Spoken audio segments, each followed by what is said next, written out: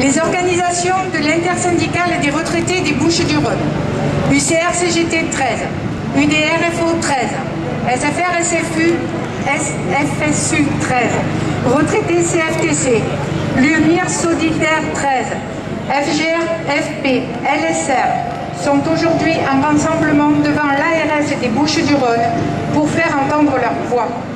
Les retraités sont les principales victimes du démantèlement du système de santé et de la crise économique et sanitaire. La pandémie a révélé les nombreux dysfonctionnements dus aux mesures gouvernementales prises depuis des années en faveur de la finance et non pour répondre aux besoins des populations. Non, cette crise n'est pas celle de la jeunesse, des salariés, des retraités, des privés d'emploi, c'est celle du capitalisme. Depuis de nombreuses années, nous, les retraités, suite au blocage des pensions accompagné d'une augmentation de la fiscalité et à l'inflation, vivons de plus en plus mal. Une dégradation importante de notre pouvoir d'achat et de notre niveau de pension nous conduisent de plus en plus vers la précarité. Nous n'avons eu de cesse d'interpeller les autorités publiques pour être reçus et faire part de nos propositions sur les sujets nous concernant. Aujourd'hui, le manque de vaccins est dans la continuité du manque de lits, de respirateurs, de masques, de tests. Un seul moyen efficace pour combattre la pandémie est la vaccination de masse qui permet d'atteindre le niveau de protection collective requis. Les vaccins doivent être produits en masse et ne doivent pas faire l'objet d'enjeux financiers. C'est pourquoi nous demandons de lever la propriété privée sur les brevets. En effet, les décisions et la stratégie du gouvernement sont loin de répondre aux enjeux posés. Aujourd'hui, les laboratoires sont détenteurs des brevets qui décident de la production, des acheteurs et des prix, malgré les financements publics dont ils bénéficient. Il faut mettre fin au plus vite à l'obligation de s'inscrire en ligne pour accéder à la vaccination, qui crée un véritable monopole d'accès aux vaccins pour les plateformes privées choisies par le gouvernement. D'autres acteurs publics, dont les maires, proposent des services d'inscription facilités que l'État, préfet et ARS doivent encourager. Sous prétexte d'ouvrir les marchés à la concurrence pour une meilleure économie, les privatisations successives des secteurs de la santé ont conduit à la perte de notre indépendance thérapeutique et de notre sécurité sanitaire. La France, pays de Pasteur, normalement numéro 1 dans le domaine des vaccins, est maintenant réduite à un rôle de sous-traitant. Cette situation est inacceptable. Il en va de l'accès et du droit aux soins pour l'ensemble des citoyens, dont les médicaments, les dispositifs et matériels médicaux font pleinement partie. La santé doit être une fonction régalienne de l'État. Celui-ci doit assumer ses responsabilités à la matière. L'État n'a que des pouvoirs d'intervention limités dans les entreprises privées, nous répond le gouvernement. L'État a tous les droits, il faut juste un peu de courage politique. Dans un tel contexte, opposer les générations entre elles pour masquer la responsabilité de ceux qui ont pendant des années asphyxié l'hôpital et taillé dans les ressources de la sécurité sociale est indécente. Les coûts liés à la pandémie ne doivent pas servir de prétexte pour mettre en cause la pérennité de notre sécurité sociale. Sans elle, dans quelle situation sanitaire serait la France? La pandémie a démontré le rôle essentiel qu'elle a joué pour la protection sanitaire de tous.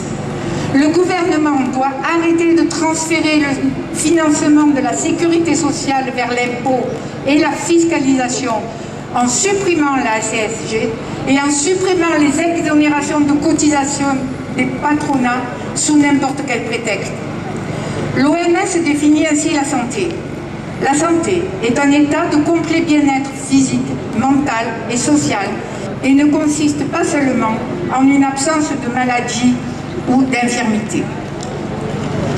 La prise en charge de la perte d'autonomie est indissociable d'une approche globale de la santé. Elle doit être reconnue et prise en charge dans la branche maladie de la sécurité sociale, avec un financement par les cotisations sociales. Ce n'est pas aux retraités de financer le droit à l'autonomie, ni par l'impôt, ni par les mesures fiscales supplémentaires. Pour un bien-être social, pour assurer la justice sociale, les services publics doivent répondre aux besoins de toutes et tous. Le maintien des guichets ou accueil physique dans les administrations, dans le domaine de la santé, de l'action sociale, des transports, du logement, pour ne citer que quelques exemples, avec des personnels de compétences et en nombre suffisant, sont essentiels. Les procédures dématérialisées ne doivent en aucun cas les remplacer.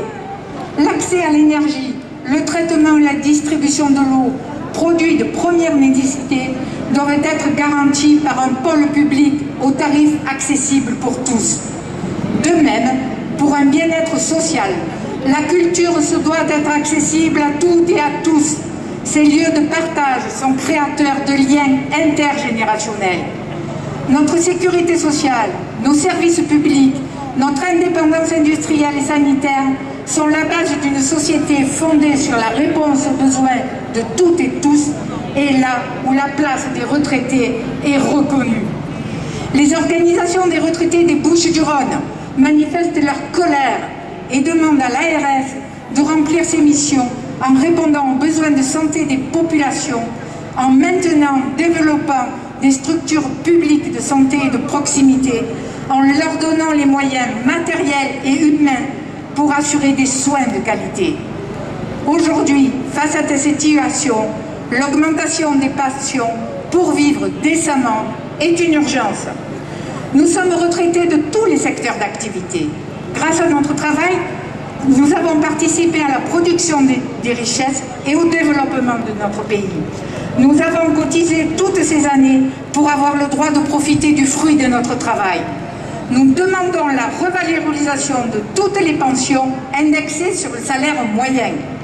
Pourquoi devrions-nous nous taire et accepter de voir nos retraites diminuer pendant que les actionnaires voient leurs profits augmenter considérablement au détriment de la rémunération du travail? Nous sommes partie prenante de la société en participant à l'économie de notre pays et nous sommes ignorés des autorités publiques. Nous, retraités, avons le droit de vivre dignement et de profiter pleinement de cette nouvelle partie de notre vie. C'est pourquoi les organisations de l'intersyndicale des retraités des Bouches-du-Rhône revendiquent la gratuité et la facilité d'accès aux moyens de protection contre le virus, masques, gel, vaccins, qui représentent pour des retraités et des pensions de réversion une lourde contrainte financière supplémentaire. La santé et la protection sociale collective et universelle fondée sur des cotisations sociales, ce qui garantit la solidarité. La suppression à l'indexation de toutes les pensions sur l'évolution des salaires et une mesure immédiate de revalorisation de toutes les pensions et de rattrapage du pouvoir d'achat perdu. Aucune pension ne doit être inférieure au SMIC. L'arrêt des fermetures de services publics et le maintien et le développement des services publics de proximité avec des personnels de pleine compétence. Le retrait des projets de contre-réforme de la fonction publique et des retraites. Enfin, la reconnaissance des retraités à leur juste valeur, contributeurs de liens sociaux et d'emploi, bref, des citoyens.